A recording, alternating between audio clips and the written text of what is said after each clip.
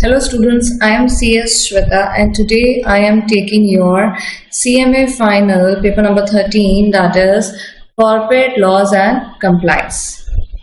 So student, being a company secretary, I am very much aware about corporate laws and compliance and their importance in today's corporate culture.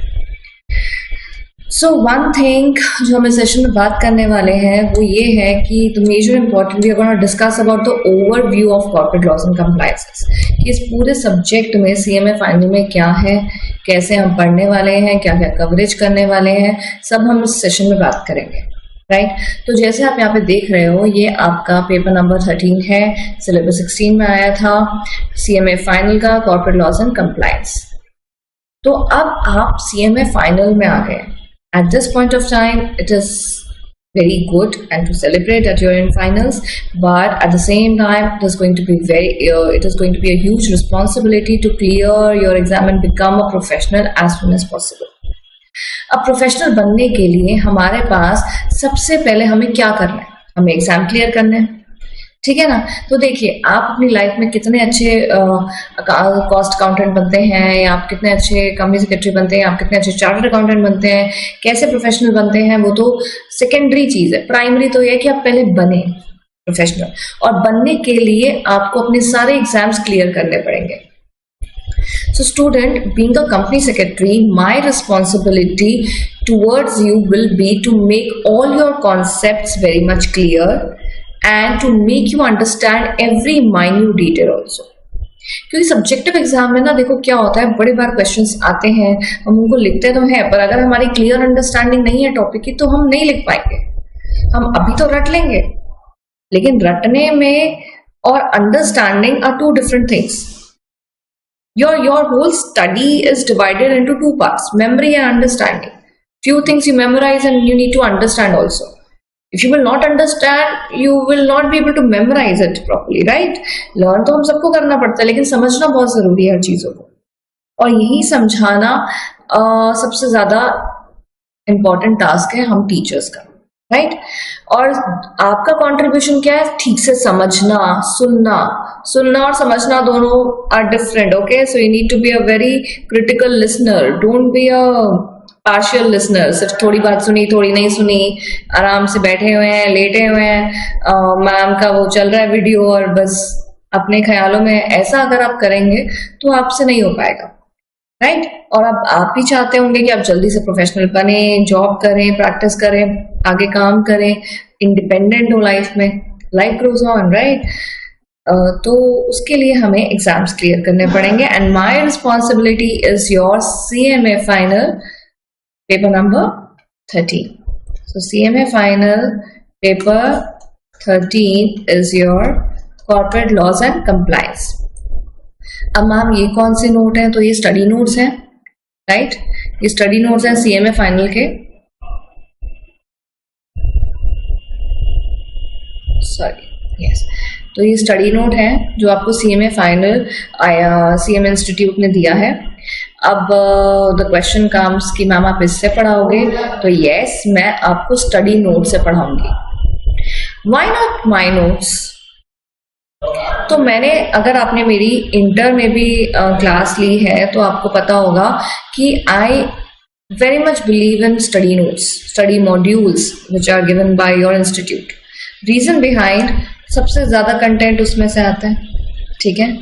हर चीज का एक तो हम जब descriptively detail में पढ़ते हैं स्टडी नोट्स में से, स्टडी मॉड्यूल में से, तो हमारी मैक्सिमम क्या 100% कवरेज होती है, हमें डिटेल में हम पढ़ते हैं, ठीक है। तो अगर बच्चे इस चीज से बोलते हैं ना, नो मैम आप नोट्स दे दो, हमें तो डिटेल में पढ़ना नहीं है, तो उसमें आपका नुकसान है, मेरा फायदा है। मुझे क्या करना है? नोट्स क्या होते हैं? नोट्स आर पूरा कंटेंट जो है ना आपका, आपके मॉड्यूल में, आपके CMA मॉड्यूल में जो पूरा कंटेंट है, नोट्स उसके 70 to 80% होता है। अब मैम आप नोट ज्यादा बना लो, आप 100% बना लो, तो जब मुझे 100% सब चीजें कवर करनी है, then why not to study directly from the study module?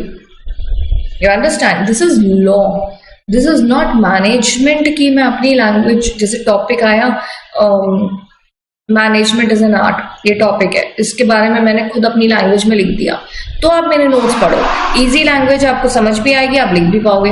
But company law, corporate law, in fact law की लैंग्वेज को मैं चेंज नहीं कर सकती हूँ, लॉ की लैंग्वेज वैसी ही रहेगी जैसी आपकी बुक में दी गई है। आप समझ रहे हैं? तो अगर मैं कंटेंट को काट के 70% या 80% में कन्वर्ट कर दूं तो उसमें आपका नुकसान है, मेरा तो फायदा है, मुझे 20% कम पढ़ाना पड़ेगा या 30% कम पढ़ाना पड़ेगा, मेरा सिलेबस जल्दी खत्म होगा, मेरी मेहनत कम लगेगी। But when I am ready to work hard with you, then why are you not ready? Right? So syllabus start करने से पहले, कोर्स स्टार्ट करने से पहले, पढ़ाई और ये सब्जेक्ट स्टार्ट करने से पहले you have to take a pledge that yes ma'am हम डिटेल में पढ़ेंगे, हमें फर्स्ट अटेम्प्ट में क्लियर करना है। और जब हमें सारी चीज पता होगी, पूरा सब कुछ पता होगा, तो हम क्यों नहीं लिख पाएंगे एग्जाम में? अगर मैं आपको नोट्स कराऊं ना, थोड़ा थोड़ा कंटेंट कराऊं, हर सब्जेक्ट टॉपिक तो कवर कर दूं, लेकिन उसका कंटेंट कम करूं, या देखो नोट्स बना रही हूं तो notes has to be shorter ना, राइट? तो अगर मैं हर चीज को शॉर्ट कर दूंगी तो आप मुझे बताइए कि नुकसान आपका है, ठीक है? तो मैं नहीं चाहती कि आपका नुकसान हो, आप भी नहीं चाहते आपका नुकसान हो। So we both want same thing, our both of our objective is same.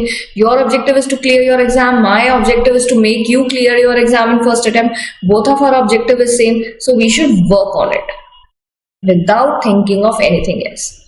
Two things very much required to clear your exams.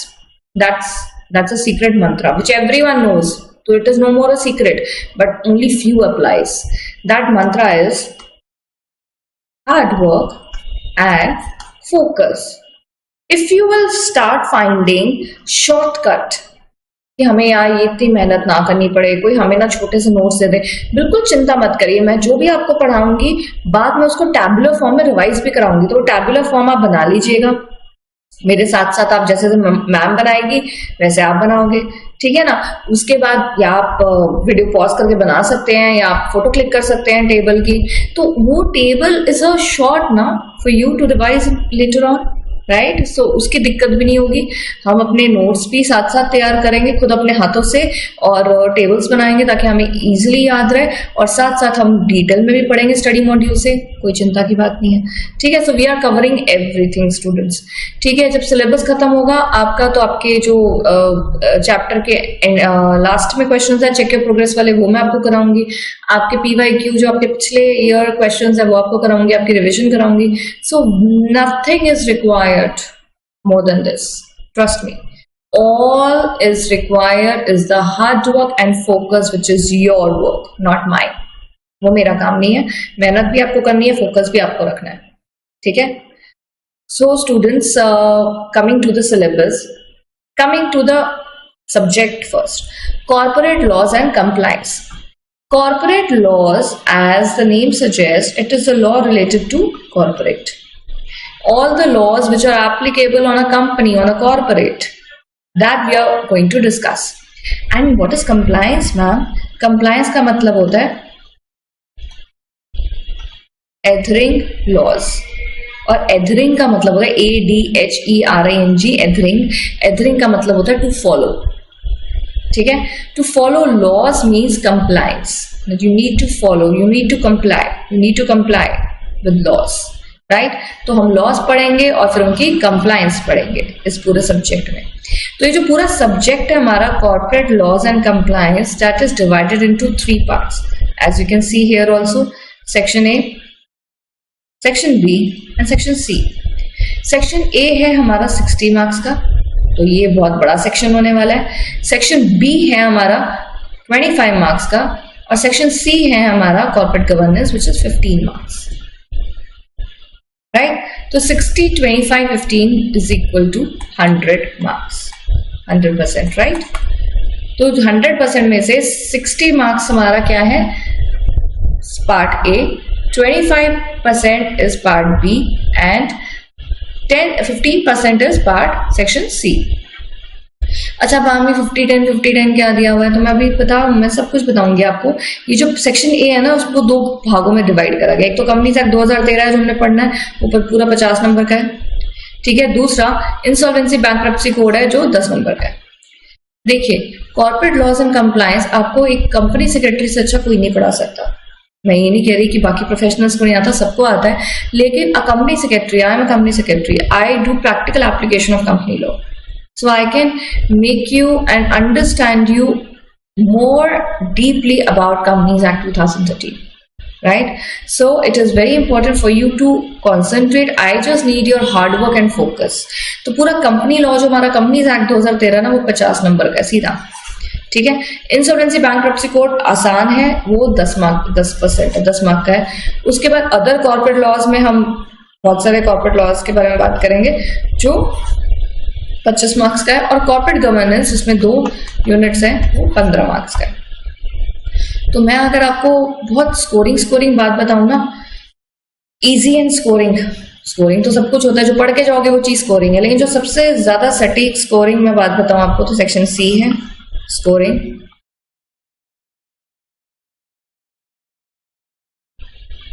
E and सी है ये हमारा, easy and scoring, E and S, easy and scoring. उसके बाद हमारा insolvency bankruptcy code भी ई&एस है, easy and scoring. तो ये कितना हो गया टोटल? 15 and 10 is 25 marks. तो 25 मार्क्स ऐसे जो इजी है, ठीक है। मैं ये नहीं कहूंगी कि अदर कॉर्पोरेट लॉज मुश्किल है, बट क्या 25 नंबर के लिए ना बहुत सारे चैप्टर्स है। सब देखो, आसान इजी वो चीज होती है जो हम पढ़ के जाते हैं, तो अगर हम सब कुछ पढ़ के जा रहे हैं हमारे लिए सब इजी है, लेकिन एक स्टडी पॉइंट ऑफ व्यू से सबसे ज्यादा मतलब इजी एंड स्कोरिंग हमारे लिए इंसॉल्वेंसी बैंक्रप्सी कोड है, क्योंकि ये 1 यूनिट है और सीधा 10 नंबर का है, और अगर हम इसमें अच्छा ग्रिप कर ले तो 10 नंबर हमारे हाथ में हो सकते हैं। देखिए, सब्जेक्टिव में पूरे मार्क्स नहीं मिलते हैं, आई अग्री, लेकिन 8 भी मिल जाए वो भी बहुत है हमारे लिए, ठीक है ना। तो कॉर्पोरेट गवर्नेंस जो 2 यूनिट है, इजी है, ये बहुत इजी है, और 15 मार्क्स है, तो स्कोरिंग भी है। तो 25 में से अगर आपके 20 भी आ जाते हैं, 25 में से 18 भी आ जाते हैं, तो भी अच्छा स्कोर है आपके लिए। बाकी सब तो हम कर ही लेंगे, राइट। चलिए आगे देखिए, companies act 2013 section A which is 60 marks. तो इसमें हम बात करने वाले हैं कंपनीज एक्ट 2013 के रूल्स रेगुलेशन, कंपनीज एक्ट 2013 के बारे में, जो हमने इंटर लेवल पे भी बात करी है। हालांकि आप सबको कंपनीज एक्ट 2013 के बारे में अच्छी खासी जानकारी है, आपको अच्छे खासे टॉपिक्स के बारे में पता है, तो ये वो टॉपिक है जो आपने पहले भी पढ़ा हुआ है, right? So it is a very familiar unit for you. So Companies Act 2013 rules regulation prescribed hereunder. Then we have the first subunit, which is company formation and conversion. So how the companies are formed, how they are converted in different types of companies. Then we have investment and loans. क्योंकि company को चलाना है, then you need a fuel, and fuel is what? Money is investment and loans.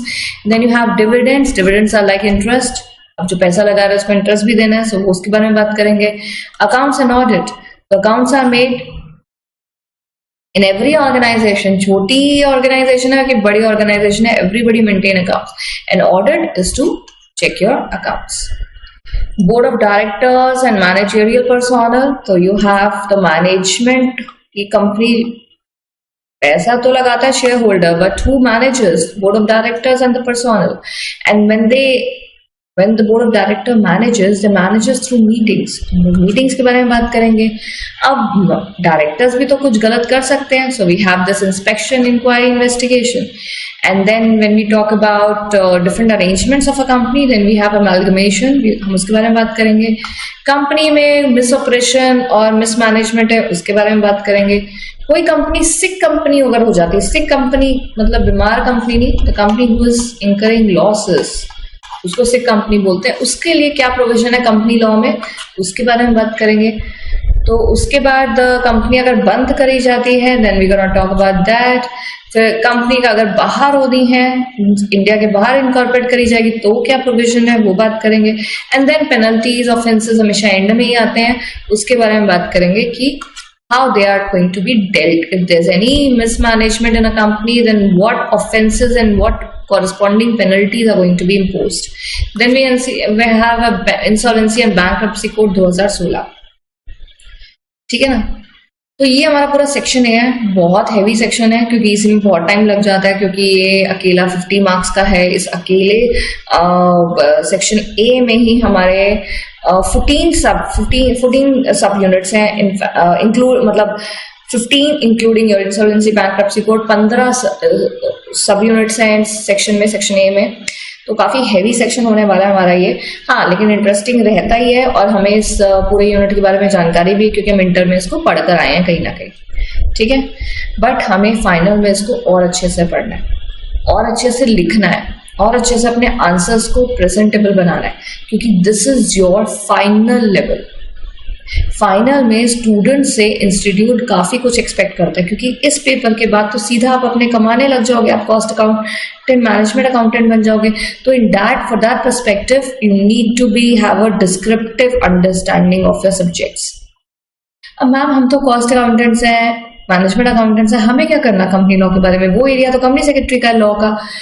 देखिए student, आप professional है, company secretary से पढ़ते हैं कॉस्ट अकाउंटिंग के बारे में, पर ज्यादा नहीं पढ़ते जितना आप लोग पढ़ते हैं, क्योंकि आप लोगों का वो मेन कोर सब्जेक्ट है, ठीक है ना। लेकिन आप जॉब कहां करेंगे? जॉब तो आप कहां करेंगे? सॉरी, मैं जब चेक करती हूँ everything is in line. Job कहां करेंगे? आप कंपनी में करेंगे। So you should be aware about company, right. Companies के बारे में चीजें तो पता होनी चाहिए ना आपको। जैसे एक कंपनी सेक्रेटरी को कॉस्ट अकाउंटेंट का मेन काम नहीं आना, मेन काम नहीं करना, बट उसकी नॉलेज तो है ना, वैसे ही कॉस्ट अकाउंटेंट्स, मैनेजमेंट अकाउंटेंट्स को एटलीस्ट कंपनी लॉ की जानकारी तो होनी चाहिए ना, ठीक है। और ऑडिट में तो वैसे भी आपके सेक्शन 148 के बारे में बात करेंगे, जिसमें आपकी कॉस्ट अकाउंटिंग, कॉस्ट ऑडिट की बात आएगी, right. So we gonna talk about, and we are going to talk about in detail about company law. Then this is a main law. Companies Act 2013 is a main act which is applicable on a company. What are the other corporate laws जो किसी company में लगते हैं? SEBI and regulations. SEBI laws होते हैं, security exchange board of India के कानून, जो बेसिकली उन कंपनीज पे लगते हैं जो लिस्टेड कंपनी है, स्टॉक मार्केट में है। कंपटीशन एक्ट है 2002, बड़ा इंटरेस्टिंग एक्ट है, तो इस एक्ट के बारे में भी आपको एक जानकारी होनी चाहिए। फेमा, जब भी बाहर की इन्वेस्टमेंट की बात आती है तो फेमा की बात ही आती है। आपका एरिया ऑफ वर्क नहीं है, लेकिन still you should be having knowledge of it. Banking sector में क्या क्या कानून लगते हैं उसके बारे में बात करेंगे। इंश्योरेंस सेक्टर में क्या लगता है उसके बारे में बात करेंगे, राइट। सीम्स टू बी कि हाँ 6 सब यूनिट है मैम, ज्यादा तो नहीं है, बट मतलब 6 भी नहीं, 5 यूनिट है, ज्यादा नहीं है, बट डिटेल में जाएं तो काफी इंटरेस्टिंग है, बट डिफिकल्ट भी है। देखिए, जो चीज ठीक से ना पढ़ी जाए तो वो डिफिकल्टी होती है, और जो चीज अच्छे से पढ़ ली जाए वो बिल्कुल भी डिफिकल्ट नहीं होती है। सेक्शन सी पे आ जाएंगे अगर आप, तो हम है कॉर्पोरेट गवर्नेंस पे, जो बिल्कुल 15 मार्क्स का है। उसमें 2 स्टडी नोट्स हैं, स्टडी नोट नंबर 7 और 8। कॉर्पोरेट गवर्नेंस के बारे में बात होती है कि कॉर्पोरेट गवर्नेंस क्या होता है, इसका मतलब क्या है, सोशल एनवायरमेंट और इकोनॉमिक रिस्पॉन्सिबिलिटी क्या है बिजनेस की टुवर्ड सोसाइटी, उसके बारे में बात करेंगे, राइट। तो अगर मैं और डिस्क्रिप्टिवली जाऊं तो सेक्शन ए देखिए, कंपनीज एक्ट है। स्टडी नोट नंबर 1 है हमारा कंपनी फॉर्मेशन एंड कन्वर्शन, ठीक है स्टूडेंट्स। अब यहां देखिए, इन्होंने कंपनीज एक्ट को, मैंने आप वो ABCDEFGHIJKLMN तक आपको मैंने ऊपर दिखाया था ना, तो देखो इन्होंने क्या करा है। मैं पहले आपका स्टडी नोट का पैटर्न आपको समझा रही हूँ ताकि हम पढ़ें तो आप कंफ्यूज ना हो कभी। देखिए, सेक्शन ए क्या है हमारा, कंपनीज एक्ट 2013, ठीक है। सेक्शन ए में स्टडी नोट नंबर 1 है कंपनीज एक्ट 2013, जिसमें ये इतने सारे पार्ट है कंपनीज एक्ट 2013 के। फिर देखिए सेक्शन बी में आ गया स्टडी नोट नंबर 2 सीधा। स्टडी नोट यूनिट है, स्टडी नोट के हिसाब से तो खाली 8 ही स्टडी नोट है हमारी पूरी बुक में, पर ऐसा थोड़ी ना, स्टडी नोट के भी तो सब पार्ट्स है ना, which are categorised in alphabetical order. अब देखो स्टडी नोट नंबर 1 में, स्टडी नोट नंबर 1 क्या हमारा पार्ट ए का, पार्ट ए में सिर्फ एक ही स्टडी नोट है, स्टडी नोट नंबर 1। यहां देखिए, यस, सेक्शन ए में हमारा स्टडी नोट नंबर 1 है क्या, द कंपनीज एक्ट 2013, उसका ए, सेक्शन ए बोल लो, पार्ट ए बोल लो, पार्ट ए बोल रहे हैं यहाँ पे कंपनी फॉर्मेशन एंड कन्वर्शन। तो कंपनी फॉर्मेशन एंड कन्वर्शन में 5 टॉपिक्स हैं। ए, पार्ट ए है, स्टडी नोट नंबर 1 है और उसका टॉपिक नंबर 1, ठीक है ना। तो स्टडी नोट नंबर का पार्ट ए 1.1, 1.2, 1.3, 1.4, 1.5, ठीक है। तो स्टडी नोट नंबर 1 का पार्ट ए हम स्टार्ट करेंगे सबसे पहले, कंपनी फॉर्मेशन एंड कन्वर्शन। फिर पार्ट बी के 2 टॉपिक्स हैं, पार्ट सी के 3 टॉपिक्स हैं, ऐसे ऐसे करके हम लोग कितने पार्ट्स हैं स्टडी नोट नंबर 1 के KLMN, राइट। तो ये एन तक है।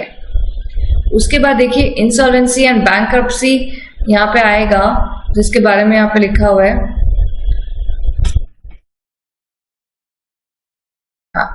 These provisions are no longer applicable.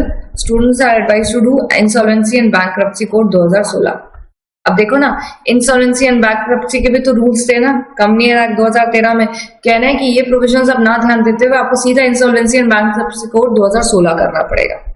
ठीक है ना स्टूडेंट्स, देखो यहाँ पे दिया हुआ था ना इंसॉल्वेंसी एंड बैंक्रप्सी, ये देखो इंसॉल्वेंसी एंड बैंक्रप्सी कोड था 2016।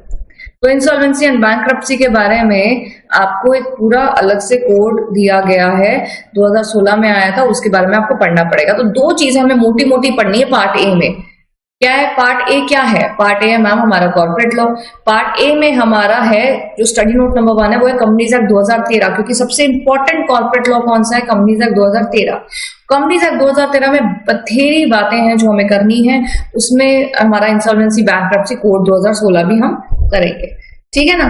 तो ये पूरी चीज जो है हमारी 50 नंबर की है कंपनीज एक्ट 2013 और 10 नंबर का हमारा इंसॉल्वेंसी बैंक्रप्सी कोड है। तो ये बात हो गई हमारी पार्ट ए की। पार्ट बी में आ जाइए, सेक्शन बी में आ जाइए, जो हमारा सेक्शन बी है other corporate law. Section A क्या था हमारा? कॉर्पोरेट लॉ, जिसमें कंपनीज एक्ट 2013 और इंसॉल्वेंसी बैंक्रप्सी कोड थे। सेक्शन बी है हमारा अदर कॉर्पोरेट लॉ, वो स्टार्ट होता है स्टडी नोट नंबर 2 से, सेबी लॉज एंड रेगुलेशन। फिर सेबी के लॉज एंड रेगुलेशंस भी डिवाइड करे गए हैं सब टॉपिक्स में, ABCD हर स्टडी नोट को डिवाइड करा गया सब टॉपिक्स में। स्टडी नोट नंबर 3 है competition act, study number note 4 है foreign exchange management act, study note number 5 है बैंकिंग सेक्टर। ठीक है ना, उसको भी डिवाइड करा गया सब पार्ट्स में। स्टडी नोट नंबर 6 है law relating to insurance sector, उसको भी 2 पार्ट्स में डिवाइड करा गया। आखिर सेक्शन हमारा है सेक्शन सी कॉर्पोरेट गवर्नेंस, जिसके 2 ही स्टडी नोट है 7 और 8। Corporate governance and social environmental economic responsibility of business, right. तो ये देखिए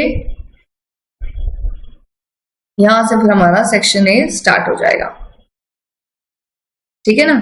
तो आप यहाँ पे देखिए कि सबसे पहले हम लोग क्या स्टार्ट करने वाले हैं अपने सेशन में, सेक्शन ए कंपनीज एक्ट 2013। तो यहाँ पे आपको मैं बोलूंगी एक बार फिर से आप देख लीजिए। यस, इसको सारे टॉपिक्स को जरा ध्यान से पढ़िए कि आपके सब्जेक्ट में कितने टॉपिक्स हैं, उसके बाद हम अपना टॉपिक स्टार्ट करेंगे। पहले आप ध्यान से पढ़िए सब। सो आप सबने, मैंने ड्राइंग्स भी हटा दी हैं, तो ये आप सबको समझ में आ गया ना कि आपका क्या क्या सिलेबस है अच्छे से, क्योंकि सिलेबस समझना सबसे पहले और सबसे इम्पोर्टेंट है, राइट। तो यहाँ पे आप दोबारा देखिए कंपनीज एक्ट और इंसॉल्वेंसी बैंक्रप्सी। कंपनीज एक्ट अकेला कितना है? 50 मार्क्स का। इंसॉल्वेंसी बैंक्रप्सी है 10%, 10 मार्क्स का। Other corporate laws में we have few chapters which are of 25 marks, and then corporate governance we have 15 marks. ठीक है ना। तो ये अच्छे से सबको सबने देख लिया है सिलेबस अपना, सब्जेक्ट टॉपिक वाइज सब यूनिट सब देख लिए, राइट। चलिए तो हम आगे बात करते हैं कंपनीज एक्ट की। ठीक है, तो हमारा जो सेक्शन ए है कंपनीज एक्ट, कंपनीज एक्ट अकेला जो सेक्शन ए है कंपनीज एक्ट में, जो स्टडी नोट 1 है वो है कंपनीज एक्ट 2013। तो कंपनीज एक्ट 2013 के बारे में हमने बात करनी है अच्छे से। कंपनीज एक्ट 2013 के बारे में हमने अपने इंटर स्टेज में भी बात करी हुई है, लेकिन यहाँ पे हम थोड़ी सी और एक्स्ट्रा डिस्क्रिप्टिव, थोड़ा डीप बात करेंगे, जो चीजें प्रैक्टिकली ज्यादा एप्लीकेबल है। जिसमें पहला पार्ट ए है कंपनी फॉर्मेशन और उसकी conversion, investment, loans, dividends, accounts and audit, board of directors, कैसे कंपनी चलती है, मीटिंग्स कैसे होते हैं, इंस्पेक्शन, इंक्वायरी, इन्वेस्टिगेशन अगर करा जाए तो कैसा होगा। Then we have compromises, arrangement and amalgamation. एक सेकंड, हाँ, just making sure कि everything is in place. Prevention of operation mismanagement. Sick companies कैसे चलते हैं? अच्छा, sick companies और उनके revival, अब जो इंसॉल्वेंसी बैंक्रप्सी कोड है वो हम फॉलो करेंगे, तो पार्ट बी में हम इंसॉल्वेंसी बैंक्रप्सी के बारे में बात करेंगे. Corporate winding up and dissolution, companies incorporated outside India, offenses and penalties at the end. Then we have the code that manages company law cases in NCLT and Appellate Tribunal. तो पूरे section A में we are going to talk about Companies Act. ठीक है, जो अकेला कितने marks का है? 50 मार्क्स का. So let's start with company law. तो हमारा section A क्या है? Companies Act 2013. Students, ये जो book है ये आपके study module है. And I believe that everything that comes from in the exam is from the study module. In fact, everyone believe that. And inter level पे मैंने जब company law पढ़ाया तो मैंने notes से पढ़ाया, लेकिन final level पे I do not want any one of you to take any kind of risk, and I want that you should have a very deep study of the material which has been given by you, by your institute itself, CMA Institute, and आपको ये thoroughly पढ़ना चाहिए और अच्छे से पढ़ना चाहिए ताकि कोई भी एग्जाम में गलती की गुंजाइश ना हो, फेलियर का ऑप्शन ना हो. और जब हम डीपली अच्छे से पढ़ेंगे तो हम एक एक चीज जब अच्छे से पढ़ेंगे तो हमारे पास कोई ऑप्शन नहीं है कि हम एग्जाम फर्स्ट अटेम्प्ट में क्लियर ना करें. तो हमारा स्टडी नोट 1 कंपनीज एक्ट 2013 का जो पार्ट ए है, मतलब कंपनीज एक्ट 2013 तो पार्ट ए में स्टडी नोट नंबर 1 है ना. स्टडी नोट नंबर 2 क्या है? हमारा insolvency bankruptcy code.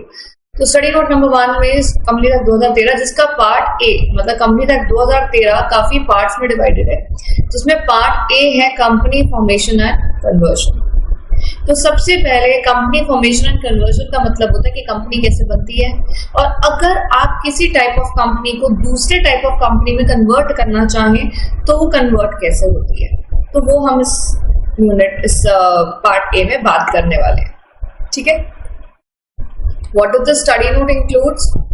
Incorporation. Incorporation का मतलब होता है रजिस्ट्रेशन. देखो, कुछ चीजें ऐसी हैं जो आपको इंटर लेवल से पता है तो शायद मैं उन पे स्ट्रेस ना करूं.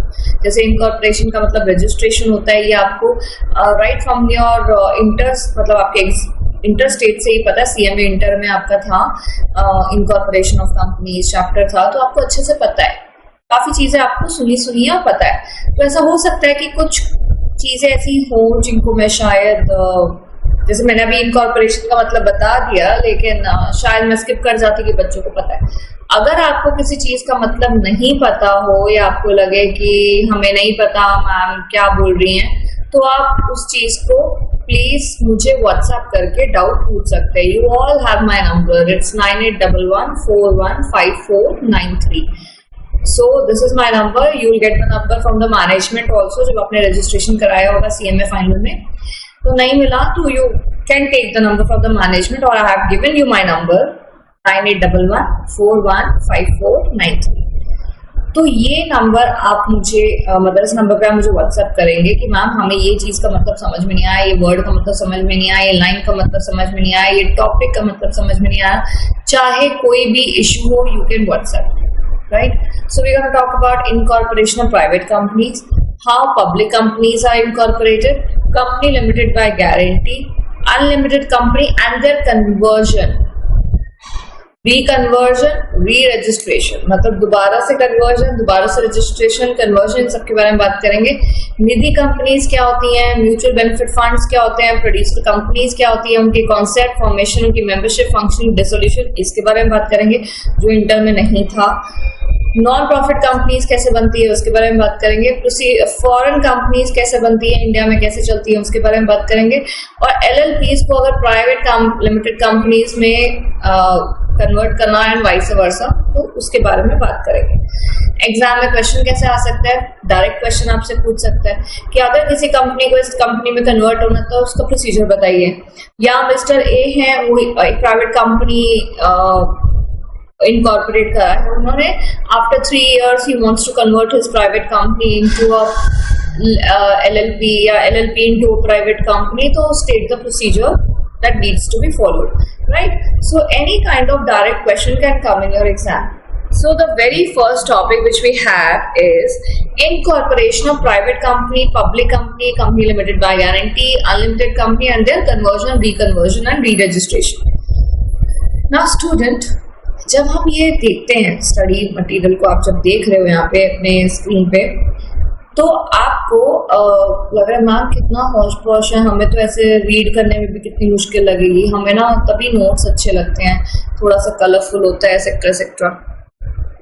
To make your things clear, जो भी मैं टॉपिक आपको कराऊंगी स्टूडेंट्स, जो भी टॉपिक आज कराऊंगी, आज के सेशन में कराऊंगी, हालांकि आज के सेशन में थोड़ा कम ही होगा क्योंकि हम लोग इंट्रोडक्शन के बारे में बात कर रहे थे अपने सेशन में, तो जितना भी जो भी सेशन में मैं आपको कराऊंगी उसके अगले सेशन में पहली चीज जो मैं आपको कराऊंगी, मतलब सेशंस जैसे आज मैंने आपको जो भी कराया, अगले सेशन में जो भी मैंने आज कराया उसका पहले चार्ट बनवाऊंगी, उसके बाद we will proceed to another topic.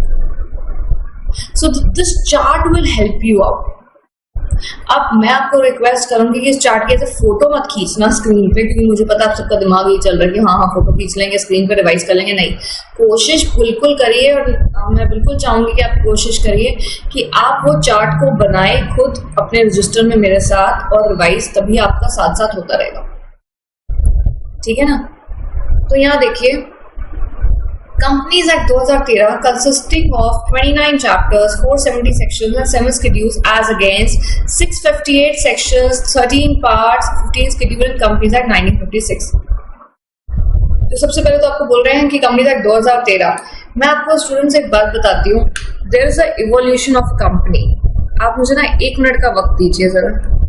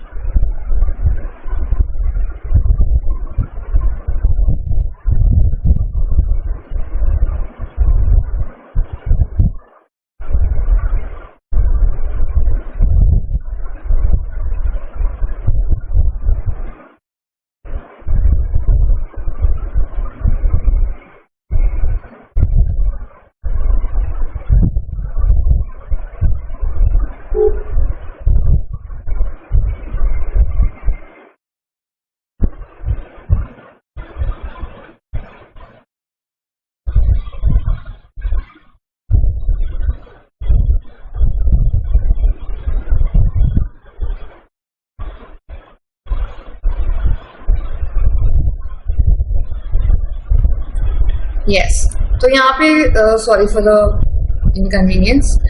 सबसे पहले तो आपको 1956 में जो एक्ट था, मतलब 1956 से लेकर 2013 तक चला, ये बहुत ही लॉन्गेस्ट लेजिस्लेशन है, क्योंकि इससे पहले हमारे जितने भी कंपनी लॉ के एक्ट थे जो ब्रिटिशर्स द्वारा भी यहाँ पे पास करे गए थे इंडिया में, वो थोड़े शॉर्ट ड्यूरेशन के लिए तुरंत दूसरा आ जाता था। लेकिन 1956 से 2013, अब एक बात बताइए, 1956 मतलब एक्ट चल रहा था कंपनीज एक्ट 1956, इसका नाम कंपनीज एक्ट 2013 क्यों करा? क्योंकि देखिए जो अमेंडमेंट है, अब आप सोचेंगे 1956 के बाद सीधा 2013 में चेंजेस आए, नो, हर साल चेंजेस आते हैं। इनफैक्ट 2013 से लेकर अब 2022 चल रहे हैं, इसमें इतने चेंजेस आ चुके हैं। सो चेंजेस आते हैं लॉ में, कानून में, हर महीने, हर क्वार्टर, हर साल, हर हाफ ईयरली चेंजेस आते रहते हैं, लेकिन नाम चेंज नहीं होता। कंपनी एक्ट 1956 है, अब ये कंपनी एक्ट 2013 है, तो कंपनी एक्ट 2022 तो नहीं हो गया ना, ठीक है। तो फिर ऐसा क्या हुआ कि 1956 का नाम चेंज हुआ? क्योंकि इसमें अमेंडमेंट्स नहीं आई, इसमें पूरे के पूरे सेक्शन चेंज कर दिए गए। यहाँ देखिए, कंपनीज एक्ट 1956 में आपको बता रहे हैं 658 सेक्शंस थे, लेकिन कंपनीज एक्ट 2013 में ये सेक्शंस रिड्यूस कर दिए गए, 470 सेक्शंस हो गए। इसमें 13 पार्ट्स और 15 शेड्यूल्स थे। यहाँ पे 29 चैप्टर्स एंड 7 शेड्यूल्स है।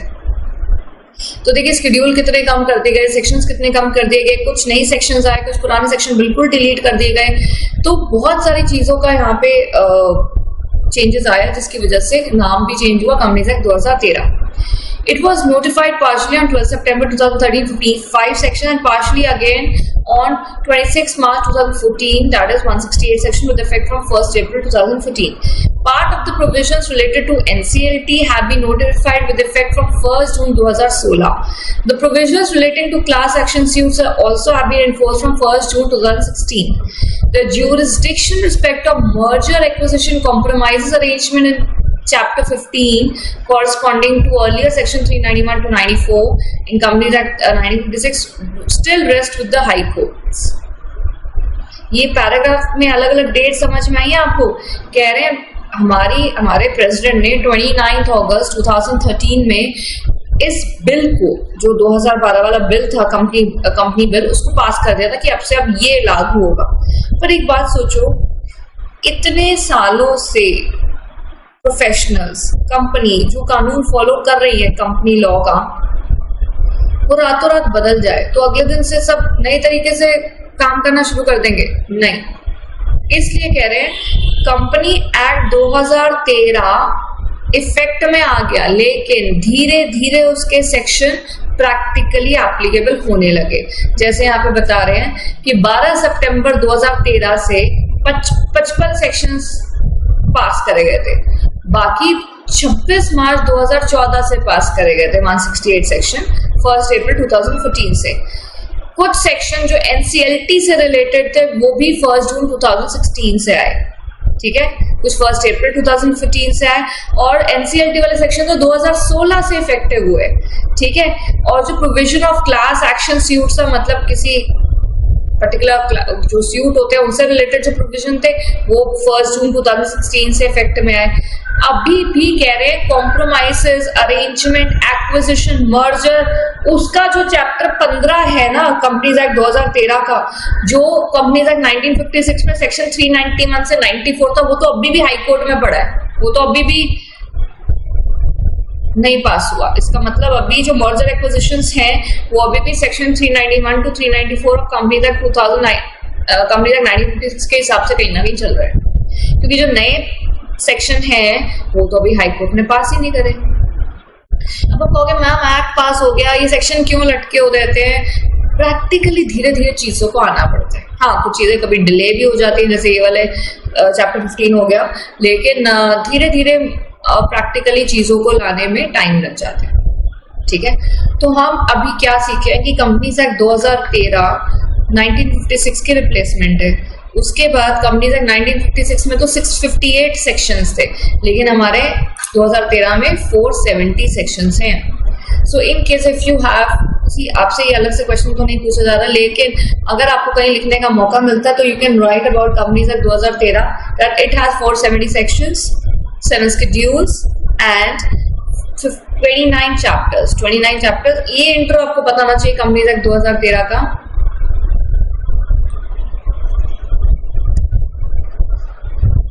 मुझे पेज पहले ओपन कर लेना चाहिए था।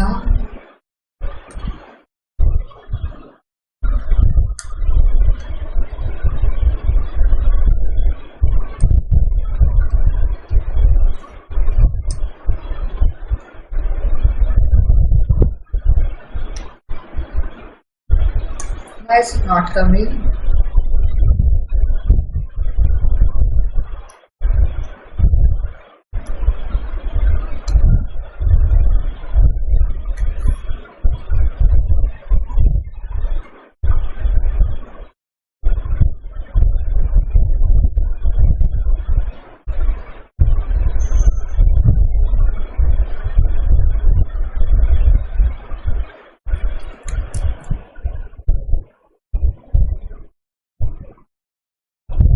ऐसा क्यों हो जाता है? I don't understand. Oh, technical issue. Actually, I wanted to write here.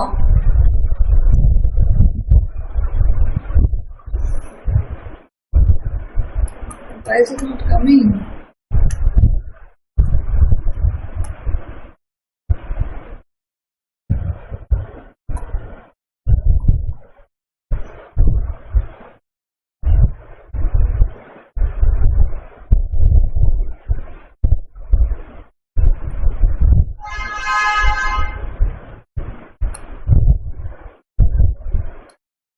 I don't know what has happened to word. चलिए छोड़िए, मैं बनाना चाहती थी but I can do it in PPT to show you how you have to make notes.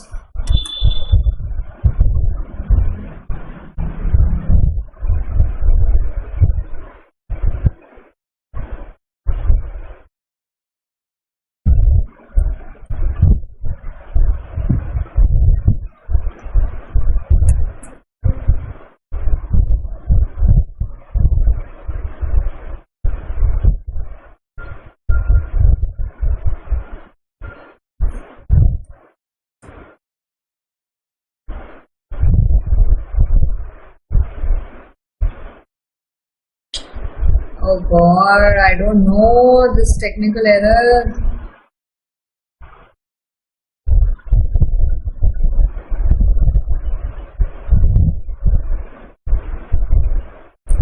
देखिए, तो मैं यहाँ कह रही थी कि कंपनीज एक्ट 2013 में आप कैसे बना सकते हैं कि कंपनीज एक्ट 2013 में there are 7 schedules, 29 chapters, and you have 470 sections. ठीक है ना. अपने जो भी आप नोटबुक्स बनाते हैं ना, उसमें आप ये सब साथ में लिख सकते हैं कि ऐसे छोटे छोटे आप डायग्रामेटिक प्रेजेंटेशन बना सकते हैं. That would really help you. That companies act 2013 में 7 शेड्यूल है, 470 सेक्शन है, 29 चैप्टर्स है. ठीक है. अब आप अगर मैम इतनी मेहनत करती इतना से लिखने के लिए, तो एक्चुअली मैं हमेशा अपना वर्ड ओपन करती हूँ साथ साथ नोट्स बनाने के लिए, बट वर्ड में थोड़ा सा टेक्निकल एरर आ रहा है, फिक्स इट. तो मैंने अभी आपको ये बना के बनाया कि आप ऐसे छोटी छोटी चीजें बना सकते हैं. ठीक है. To make yourself remember whenever you want to, whenever you are revising. Companies act में फिर कौन कौन से सेक्शंस जैसे जैसे डेट्स के हिसाब से है वो आप बना सकते हैं कि कंपनीज एक्ट 2013 के जैसे 55 सेक्शन ऐसे थे जो सितंबर में पास हुए. यहाँ पे लिखा हुआ है देखिए. 55 सेक्शन से 12 सितंबर 2013 को पास हुए. 168 सेक्शन थे जो 26 मार्च 2014 में पास हुए. 1 अप्रैल 2014 से इफेक्ट में आए एंड 1 जून 2016 से तो एनसीएलटी के sexual enforcement class action suit के भी 1 जून 2016 से आए. और बाकी अभी जो कॉम्प्रोमाइज अरेंजमेंट वाले जो सेक्शन हैं चैप्टर 15 में, वो तो अभी तक हाई कोर्ट में पड़े हैं, जो कंपनीज एक्ट 1956 के 391 टू 394 है. राइट. तो ये चीजें आपको पता होनी चाहिए. Companies act 2013 here and after the act, जिसको हम एक्ट बोलते हैं, अब हम यूज भी करते हैं, consolidates and amends the law relating to companies in India and replaces companies act 1956 in phases. Phases क्यों? क्योंकि अभी मैंने आपको बताया धीरे धीरे सेक्शंस के हिसाब से. और बोल रहे हैं 1956 तो सबसे लॉन्गेस्ट लेजिस्लेशन है जो हमारी कंट्री में पास हुई, क्योंकि उसको 55 साल अराउंड तक रहा है India. The new act intends to improve corporate governance and to further strengthen the regulation for the corporate sector. Companies act 2013 ने ना बहुत सारी बातें ऐसे करी हैं जिसमें वो बोल रहे हैं कॉर्पोरेट गवर्नेंस होनी चाहिए. एक बात बताओ, मैं कानून बनाऊं लेकिन इसको जब ओबे करने की बात आए, फॉलो करने की बात आए, एडहर करने की बात आए, ये तीनों सिनोनिम है, ओबे, फॉलो, एडहर करने की बात आए, तो कोई रूल ही नहीं है. तो ऐसे कानून फॉलो होगा क्या? बिल्कुल नहीं. तो 2013 ने इस चीज पे बहुत ज्यादा स्ट्रेस करा है कि कानून को फॉलो करा जाए, कॉर्पोरेट गवर्नेंस हो सके. कॉर्पोरेट मतलब कंपनी, गवर्नेंस मतलब टू फॉलो लॉ. राइट. और इन्होंने स्ट्रेंथ किए कॉर्पोरेट सेक्टर को और नए की प्रोविजन इंट्रोड्यूस करें which are duties and liabilities of director, independent director, auditor etcetera. ठीक है. और इन्होंने स्टैब्लिश करा SFIO, serious fraud investigation office, constitution of national financial reporting authority NFRA, class action suit CSR.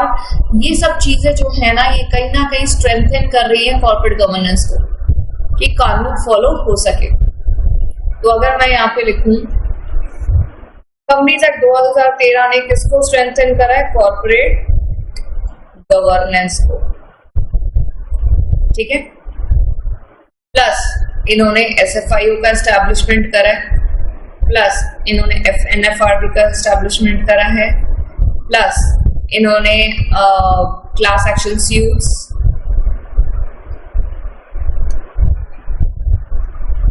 CSR ये सब establish करा है। तो मैंने तो देखो अभी ऐसे लिखा है, लेकिन आपको बहुत ही ब्यूटीफुल हैंडराइटिंग में प्रॉपर्ली ऑर्गेनाइज करके लिखना है, ठीक है ना। उसके बाद companies act 2013 is administered by central government through the Ministry of Corporate Affairs and the offices of ROC, official liquidators, public trustees, director of inspection, NCLT, NCLAT, etc. ये सब एडमिनिस्ट्रेशन का पार्ट है कंपनीज एक्ट 2013 के। देखो मैं अभी आपको line by line पढ़ा रही हूँ आपके स्टडी मॉड्यूल से। जैसे ही आपका टॉपिक खत्म होगा मैं आपको एक चार्ट बनाऊंगी जिसमें आपको पूरी स्टोरी बहुत ही क्लैरिटी से समझ में आएगी। इस चार्ट पे मत जाइए, ये तो मैं सिर्फ आपको साथ साथ लिख रही हूँ आपको समझाने के लिए, इसको इग्नोर करिए। लेकिन I will be making a very good chart after the topic where you will understand about Companies Act 2013 का how it is formed, Companies Act 2013 के कौन से सेक्शन इन्फोर्स में आ चुके हैं, Companies Act 2013 के एडमिनिस्ट्रेशन के बारे में बात होगी और उन्होंने क्या क्या नई नई चीजें लॉन्च करी थी। MCA के अंडर आता है, मिनिस्ट्री ऑफ कॉर्पोरेट अफेयर्स के अंडर कंपनी लॉ की सारी एडमिनिस्ट्रेशन होती है। ROC, ऑफिशियल लिक्विडेटर, ये सब कहाँ है, कैसे काम करते हैं, we gonna talk about that in chart. देखिए अब मैं सीधा अगर चार्ट ले आती ना और आपको चार्ट से पढ़ाती तो आप पता है क्या सोचते, मैम तो शॉर्टकट कर रही हैं, चार्ट से पढ़ा रही हैं, हमें तो समझ नहीं आ रहा। तो इसलिए मैं बच्चों को पहले उनके स्टडी मॉड्यूल से पढ़ाती हूँ एंड देन चार्ट। उससे क्या होगा, एक तो स्टडी मॉड्यूल में भी पढ़ लेंगे हम, चार्ट से क्लियर हो जाएगा, स्टडी मॉड्यूल से तसल्ली हो जाएगी कि हमने सब कुछ कवर करा है। We are not leaving even a line, right?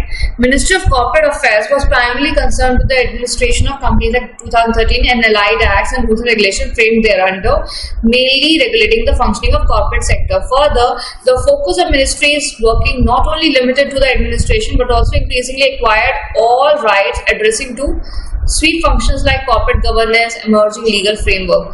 कह रहे हैं जो मिनिस्ट्री ऑफ कॉर्पोरेट अफेयर्स है इनका काम खाली एडमिनिस्ट्रेशन नहीं है कंपनीज एक्ट 2013 का। पहले ये सिर्फ कंपनीज एक्ट 2013 की एडमिनिस्ट्रेशन करते थे, रूल्स रेगुलेशन को देखते थे, लेकिन धीरे धीरे ये लोग कॉर्पोरेट गवर्नेंस में भी आ गए हैं कि कंपनीज एक्ट को जो भी कंपनी तोड़ेगी, फॉलो नहीं करेगी उसके लॉज को, तो ministry of corporate affairs active हो जाएगा। In the new act, the rule-making powers have been delegated to central government, right? आपको पता है पहले क्या होता था ना, रूल मेकिंग पावर्स जो हैं MCA ने काफी हद तक सेंट्रल को दे दी है, सेंट्रल गवर्नमेंट को दे दी है। और मैं आपको एक चीज और बताऊं, कंपनीज एक्ट 1956 में मैंने जब CS करा, मैं I was studying companies act 1956, there in lot of things the permission of central government was required, but then it was found कि हर चीज के लिए गवर्नमेंट की परमिशन लेने में ना काम डिले हो रहे थे। तो कंपनीज एक्ट 2013 ने ना अप्रूवल्स, परमिशंस, इन काफी चीजों को थोड़ा कम करा कंपनीज एक्ट 2013 में।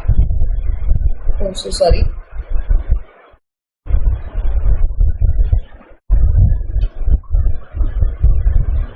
normally each of the chapter is to be read with the rules.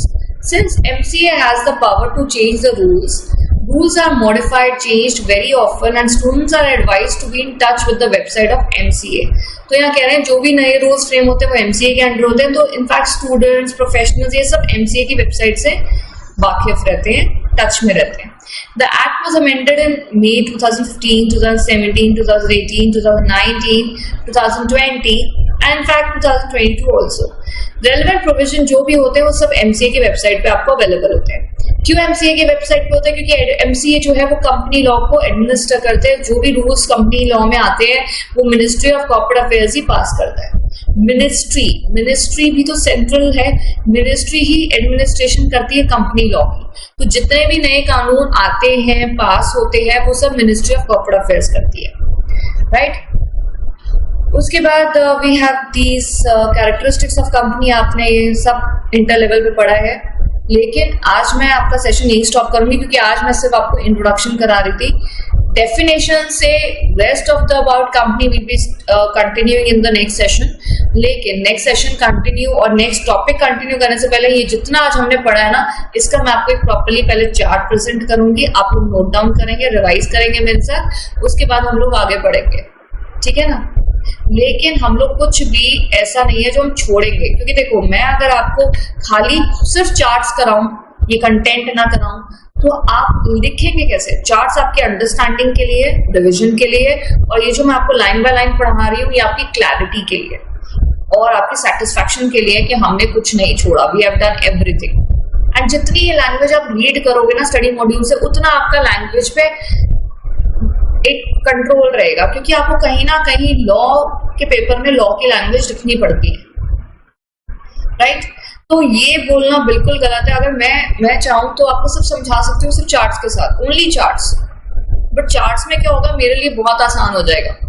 एक चार्ट बनाऊंगी, जैसे सपोज मैंने ये छोटा सा ये जो बनाया, मैं सीधा बोलूंगी कंपनी 2013 में 7 शेड्यूल है, 4 से ये है, ये इन्होंने करा है। तो लेकिन अगर मैं लाइन बाय लाइन आपको नहीं पढ़ाऊंगी तो सिर्फ चार्ट से तो आप समझ जाएंगे, फॉर श्योर समझ जाएंगे, लेकिन एक लैंग्वेज पढ़ना भी बहुत जरूरी है, क्योंकि आपका सब्जेक्टिव पेपर आपको लिखना है।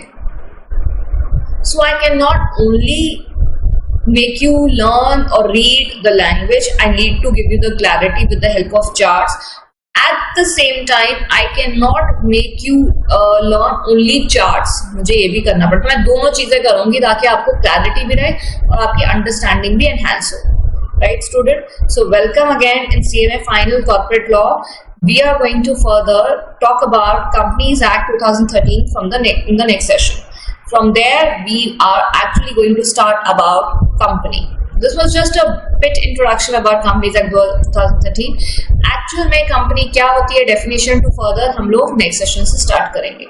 Till then, please study hard and stay safe. And in case of any issue you have, you can contact. Thank you.